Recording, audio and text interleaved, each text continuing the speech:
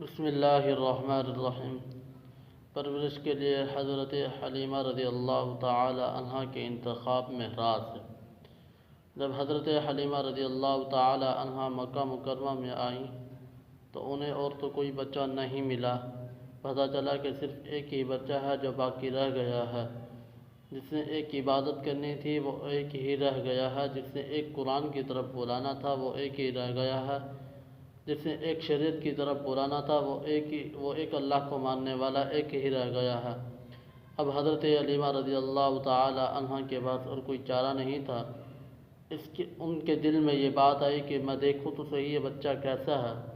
چنانچہ روایات میں آتا ہے کہ جب نبی علیہ الصلوۃ والسلام سوئے ہوئے تھے اور اوپر چادر اوڑھی گئی تھی تو حضرت حلیمہ رضی اللہ تعالی عنہ نے جیسے ہی چادر اتاری تو بچے نے آنکھ کھول لی۔ وہ اس کو دیکھ کر مسکرایا۔ اس کی مسکراہٹ میں ایسی جذابیت تھی، ایسی کشش تھی کہ حضرت حلیمہ رضی اللہ تعالی عنہ اپنا دل ہی دل دے بیٹھی تھی۔ چنانچہ وہ اپنے خاوند سے پوچھنے لگی، اگرچہ ہمیں اس بچے کا انعام زیادہ تو نہیں ملے گا کیونکہ یہ بچہ یتیم ہے، مگر اس بچے کی مسکراہٹ میرے دل کو تسلی دے دیا کرے گی۔ ان کے خاوند نے ان کو یہ مشورہ دیا، ہاں بے شک تم اس بچے کو لے لو۔ پھر یہ بھی کہا کہ عسى الله ان يجعل لنا فيه برکۃ، ہو سکتا ہے اللہ تعالی ہمارے لیے اس میں برکت عطا فرمائے۔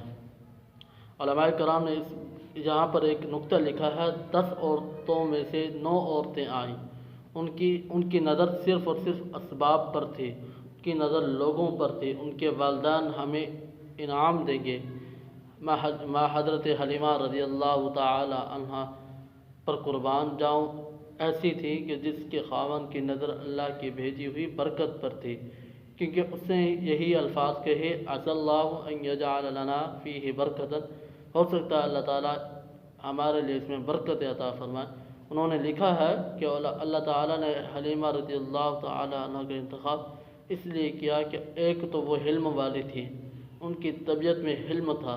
کئی دفعہ ماں کی طبیعت میں حلم نہیں ہوتا تو وہ بچے کی ذرا سی بات پر غصہ میں آ کر تھپڑ لگا دیتی ہے، وہ بچے کو ڈانٹنے لگ جاتی ہے۔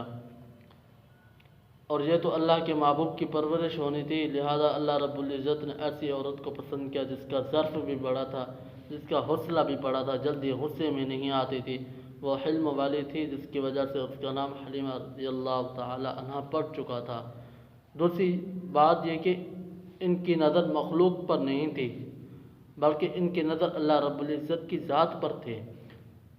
لوگوں، اس میں ہمارے لیے ایک بہت بڑا سبق ہے۔ جو مخلوق کی جیب پر نظر رکھتا ہے وہ عام بچوں کو گھر لے کر آتا ہے۔ جو مخلوق کی جیب پر نظر رکھتا ہے وہ عام بچوں کو گھر لے کر آتا ہے۔ جو اللہ رب العزت کی ذات پر نظر رکھتا ہے وہ حسن بے مثال کو لے کر اپنے گھر واپس آتا ہے۔